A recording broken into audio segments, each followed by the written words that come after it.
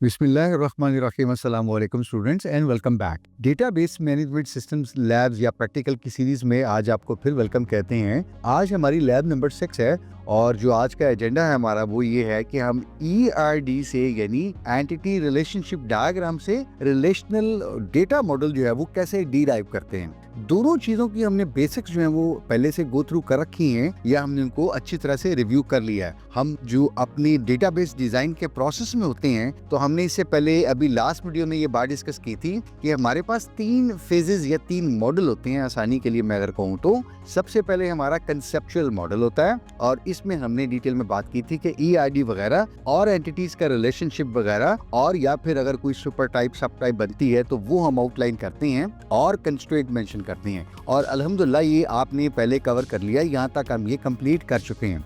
इससे पिछली वीडियो में हमने ये लॉजिकल मॉडल जो है वो शुरू किया था और हमने रिलेशनल डेटाबेस को थोड़ा सा टच अपॉन किया था और हमने देखा था रिलेशन क्या होता है और उसके बाद हमें एक कैंडिडेट स्कीमा या स्कीम गिवन थी यानी स्ट्रक्चर गिवन था और हमने उसका कोई एक रिलेशन भी बनाया था और 2 डायमेंशनल टेबल भी क्रिएट किया था।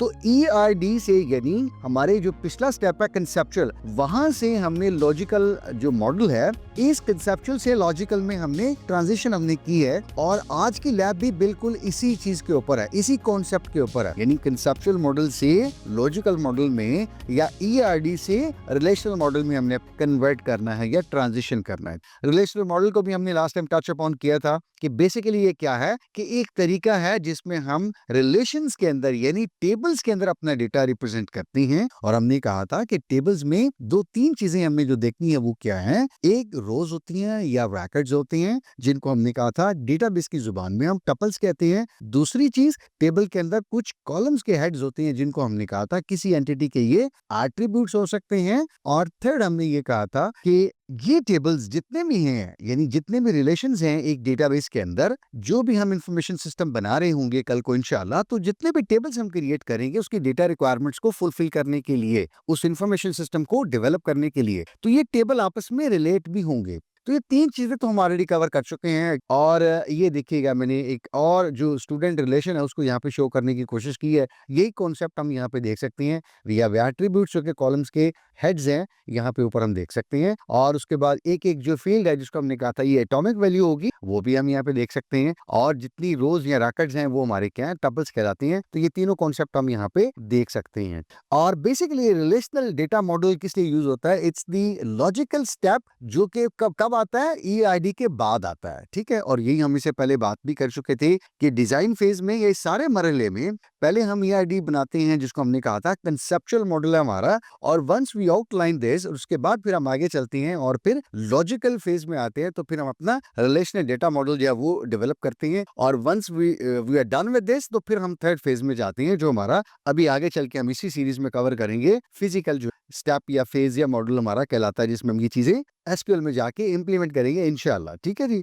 तो ये चीज होगी। और तीसरी चीज क्या है, एक established data relationship using primary and foreign keys. 2 table जब हम रिलेट करेंगे तो यकीनन हमने लास्ट टाइम बात की थी कि कोई ना कोई ग्लू नुमा चीज होगी, कोई ना कोई कनेक्शन होगा। There would be some source or point a basis कि जिनकी बुनियाद पे हम 2 टेबल्स को कनेक्ट करेंगे और वो बुनियाद क्या होगी, हमारी कीज होगी, प्राइमरी कीज और फॉरेन कीज। अगेन मूवीज वाला डेटाबेस आप थोड़ा सा अगर रिकॉल करें तो वहां में हमने देखा था कि किस तरह से कॉर्डिनलिटी पे हमने शो की थी, 1 टू मेनी और 1 टू 1 वगैरह, और कीज ने आपस में टेबल्स को कनेक्ट किया हुआ था। और ये कीज एक और चीज भी मेक श्योर करती हैं जिसको हम कहते हैं डेटा इंटेग्रिटी, कंसिस्टेंसी और एफिशिएंसी। ठीक है, इनके ऊपर हम आगे चल के डिटेल में बात करेंगे। तो बहरहाल आप ये समझ लीजिए कि चीजें कंप्लीट हैं, कंसिस्टेंट हैं, इंटीग्रल हैं, एक्यूरेट हैं, करेक्ट हैं, राइट। तो रिलेशनल डेटा मॉडल में जो बुनियादी चीजें या उसके कंपोनेंट्स होते हैं हमने ये देखे हुए हैं पहले, लेकिन एक दफा फिर क्विकली जरा रिफ्रेश कर लेते हैं अपनी मेमोरी को। सबसे पहले हमने कहा था कि रिलेशनल डेटा मॉडल में जो बुनियादी चीज है, जो इकाई है, इसकी यूनिट है, वो क्या है, रिलेशंस या फिर टेबल है। और टेबल में हमने कहा था किसी भी एंटिटी का जो टेबल होगा उसके अंदर कुछ ना कुछ वैल्यूज होंगी जो एटॉमिक वैल्यू होंगी, दूसरी कोई रिकॉर्ड्स होंगे और उसके बाद कॉलम्स के हेड्स होंगे। और एक कॉलम का हेड है जिसको हमने कहा था कि ये किसी एंटिटी का जो क्या होगा, एट्रीब्यूट होगा। जैसे कि स्टूडेंट के नेम हो सकता है, उसका ईमेल एड्रेस हो सकता है, जेंडर, एज, CGPA, कोर्स वगैरह, ये सारी चीजें हमने पहले एग्जाम्पल भी देखी हैं। और तीसरी चीज जो है वो क्या है, एक पूरा जो रिकॉर्ड है उसको हमने कहा था, एक रो या रिकॉर्ड को हमने कहा था कि ये क्या है, डेटाबेस की जुबान में एक टपल होती है और किसी रिलेशन में किसी टेबल के अंदर ईच रो जो होती है वो हमने लास्ट टाइम भी कहा था वो क्या होती है, यूनिक इंस्टेंस या यूनिक रिकॉर्ड होता है। ठीक है, और ये डुप्लीकेट नहीं होता, यानी एक पूरा रिकॉर्ड जो है वो यूनिक होगा, बाकी सारे रिकॉर्ड से डिफरेंट होगा, वो पूरा रिकॉर्ड डुप्लीकेट नहीं हो सकता और नहीं होना चाहिए एक टेबल के अंदर। इसके बाद अभी हम बात कर रहे थे कि दो टेबल्स को रिलेट कैसे करेंगे, कोई ग्लू कोई कनेक्शन होगा तो वो कनेक्शन हमारी कीज होती हैं, ये दो तरह की होती हैं, एक प्राइमरी कीज होती हैं, पीके इनको हम शॉर्ट में लिखते हैं। तो प्राइमरी कीज क्या होती हैं, a unique identifier for every record in the table, every record every row in the table. ठीक है, ये नॉर्मली आईडीज के ऊपर लग सकती हैं। आप मिसाल ले लीजिए कि आपके स्टूडेंट का अगर रिकॉर्ड ये टेबल होगा तो आपकी स्टूडेंट आईडी जो है वो क्या होगी, एक यूनिक आइडेंटिफायर होगा। वो इसलिए कि कोई ऐसा स्टूडेंट नहीं है जिसके पास रोल नंबर नहीं होगा, आईडी नहीं होगा, हर स्टूडेंट के पास यकीनन होगा, यानी नल नहीं आ सकता। और दूसरा, कोई ऐसा स्टूडेंट भी नहीं हो सकता जिसके पास दो आईडीज हों, यकीनन हर बंदा हर स्टूडेंट एक वक्त में एक ही प्रोग्राम में एनरोल्ड होगा और उसको कोई ना कोई एक ही आईडी मिली हुई होगी। फॉरेन की जो है it's similar concept with the primary keys, और ये असल में एक सेकंड टेबल होता है हमारा राइट साइड वाला, आप ये कह लीजिए आसानी के लिए, वहां पे फॉरेन की इंप्लीमेंट हुई होती है, और जो लेफ्ट साइड का हमारा टेबल होता है वहां पे प्राइमरी की होती है उस टेबल के अंदर, और यूं फिर लेफ्ट साइड का जो प्राइमरी की का जो एट्रीब्यूट होता है वहां से हम राइट साइड का जो टेबल होता है उसके अंदर जो फॉरेन की होती है यहाँ से फिर हम इनको कनेक्ट कर लेते हैं, और यूं मल्टीपल टेबल्स को भी कनेक्ट किया जा सकता है। तो ये 5 बुनियादी कॉन्सेप्ट्स हैं या कंपोनेंट्स हैं जो आपको ज़हन में रखने चाहिए रिलेशनल डेटा मॉडल की हम बात करते हैं। आगे चलते हैं तो एक छोटी सी एक्सरसाइज दी हुई है आपके इसी लैब के अंदर, और वो ये है कि एक ईआरडी हमें गिवन है और हमें कहा गया है कि इस ईआरडी से रिलेशनल डेटा मॉडल जो है वो आपने डिराइव करना है। चलिए क्विकली इसको देखते हैं। सबसे पहली बात तो ये है कि इसमें जो 3-4 एंटिटीज हैं वो हम आउटलाइन कर लेते हैं क्विकली। मेरा ख्याल है आप अभी तक कर चुके हैं, ये बहुत आसान है। एक तो कि इसके अंदर जो कस्टमर की एंटिटी है, बिल्कुल आपने ठीक कहा। दूसरा नाउन यहाँ पे क्या है, ऑर्डर, ठीक है, बिल्कुल आपने सही कहा, तो ऑर्डर की दूसरी एंटिटी निकलेगी। तीसरी एंटिटी यहाँ पे नजर आ रही है हमें क्या, बिल, तो वो निकली। और चौथी जो एंटिटी वो हमारे पास डिलीवरी मैन, तो यहाँ आप नाउन से भी निकाल सकते हैं। और दूसरा, आप में से कुछ लोग कह रहे हैं कि हम रेक्टेंगल से भी निकाल सकते हैं, बिल्कुल ठीक कह रहे हैं ये लोग। मेरे वो फेलोज वो मेट्स जो कह रहे हैं कि हम रेक्टेंगल से भी आसानी से सर निकाल सकते हैं, बिल्कुल दोस्त आप ठीक कह रहे हैं। तो हमने क्या किया, हमने ये सबसे पहले मरले में एंटिटीज निकाल ली हैं। इसका मतलब ये है कि इन एंटिटीज के ऊपर हम टेबल्स क्रिएट कर सकेंगे। याद होगा आपको ईआरडी में हमने कहा था एंटिटीज का आगे चल के फ्यूचर में हम टेबल बनाए करेंगे, वही हम कर रहे हैं कंसेप्चुअल से जब लॉजिकल में आ रहे हैं। दूसरा, अब हमें क्या करना है, इन एंटिटीज के एट्रीब्यूट्स भी आउटलाइन करने हैं।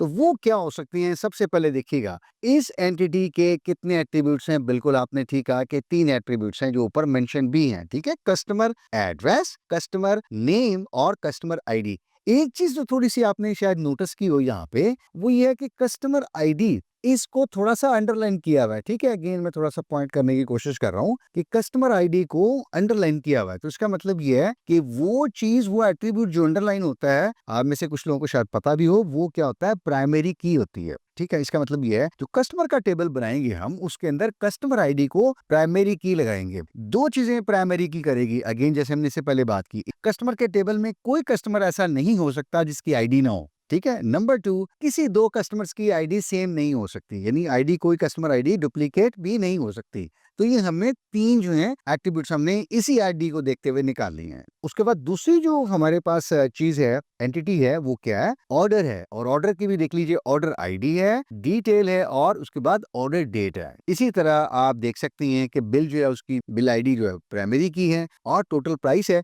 और डिलीवरी मैन की जो एंटिटी है उसकी भी 2 अगेन सिंपल सी हैं एट्रीब्यूट्स, एक एम्प्लॉय आईडी है जो कि अगेन क्या है, प्राइमरी की है, और उसके बाद फिर एम्प्लॉय नेम है। तो ये हमें पता चल गया कि हमारे ये 4 टेबल बन सकते हैं। ठीक है, तो ये 4 टेबल, और हर टेबल के अगेंस्ट हमने फिर देख लिया कि हमारे कॉलम्स कितने बनेंगे जो भी हमें ईआरडी गिवन थी। और अब हम देखते हैं कि इसको हमने पढ़ना कैसे है। देखिएगा, तो कस्टमर से अगर हम शुरू करें तो एक कस्टमर ज्यादा ऑर्डर प्लेस कर सकता है, ऐसे अगर पढ़ेंगे तो। दूसरा, कस्टमर यहाँ पे देखिएगा, एक कस्टमर ज्यादा बिल पे करेगा या कर सकता है। एक कस्टमर अगर ज्यादा ऑर्डर प्लेस कर रहा है तो इसका मतलब है कस्टमर ज्यादा बिल पे कर रहा होगा। लेकिन एक ऑर्डर का एक ही बिल होगा। ठीक है, दिस वे अराउंड अगर आप यहाँ आते हैं, let me change the colour, शायद थोड़ी सी कंफ्यूजन ना हो आपको। और उसके बाद मल्टीपल ऑर्डर जो है वो एक डिलीवरी मैन जो है वो सर्व कर सकता है। या फिर इसको अगर हम यूं ऐसे करके पढ़ लें तो हम कह सकते हैं कि एक डिलीवरी मैन जो है वो मल्टीपल ऑर्डर्स को डिलीवर कर सकता है। ठीक है, जैसे फूड पांडा की एग्जांपल आप ले लीजिए, चीजेस की एग्जांपल ले लीजिए। मेरे को दोस्त नहीं है, जस्ट नाम ले रहा हूँ। These are just examples to make you understand और relate with real life examples. और लास्टली क्या है, एक डिलीवरी मैन जो है वो ज्यादा बिल रिसीव कर सकता है। तो ये हमारी सिंपल सी लैब थी। तो ईआरडी से रिलेशनल डाटा मॉडल या ईआरडी से एंटिटीज निकालना, उनके एट्रीब्यूट्स निकाला, इस तरह से कि इनके ऊपर टेबल हम क्रिएट कर सकें, जैसा कि हमने यहाँ भी किया है। तो मेरा ख्याल है अब इस सिंपल सी एग्जांपल से आपको समझ आ गई होगी। एक दो एग्जांपल्स खुद कीजिए ताकि इस कॉन्सेप्ट के साथ थोड़ा सा प्रोफिशिएंट हो जाइए। बहुत शुक्रिया आपके वक्त का। ये हमारी सिंपल सी आज लैब थी। मैं कोशिश कर रहा हूँ कि चीजें कुछ ज्यादा ही आपके साथ शेयर करूँ और बार बार रिपीट करूँ ताकि ये कॉन्सेप्ट कंक्रीट हो जाए। इंशाल्लाह हमारी कोशिश होती है कि कुछ ना कुछ आपके साथ ऐसा शेयर किया जाए जो कि आपको बाकी प्लेटफॉर्म से थोड़ा सा यार डिफरेंट लगे और कुछ हम वैल्यू ऐड भी करें आपकी इस लर्निंग जर्नी के साथ। ये कॉन्सेप्ट, ये डिलीवरी, ये प्रेजेंटेशन आप इनको कैसा देखते हैं जरूर शेयर किया करें ताकि हम भी इन चीजों को इम्प्रूव कर सकें with the passage of time, आप लोगों की फीडबैक और आपको सामने रखते हुए। और अगर आपको कुछ ही सीखने को मिली है, कुछ हेल्प हुई है, कुछ आपको ये कंटेंट वैल्यूएबल लगा है, तो प्लीज अपने फेलोज के साथ, अपने मेट्स के साथ इस कंटेंट को भी शेयर कीजिए। जो आपने सीखा है वो भी उनके साथ शेयर करें ताकि आपकी जो लर्निंग है वो भी एक्सटेंड हो जाए और उनको भी कुछ नई चीज सीखने को मिले। ये इल्म है, इसकी रोशनी को बांटते रहिए और आप मेरा भी साथ दीजिए इस रोशनी को दूर तक फैलाने में, सब तक फैलाने में, ताकि उजाला हो हर तरफ। इंशाल्लाह हम दिए से दिया जलाते चले जाएं। ठीक है, तो ये हमारी थी आज लैब 6। यहाँ पे हम कंक्लूड करते हैं। इंशाल्लाह जल्दी लैब 7 में आपसे बात होती है। तब तक अपना ख्याल रखिएगा, दुआ में याद रखिएगा। खुदा आपके लिए आसानियां फरमाए और आपका हामी नासर हो। फी मान अल्लाह। अस्सलाम वालेकुम व रहमतुल्लाह।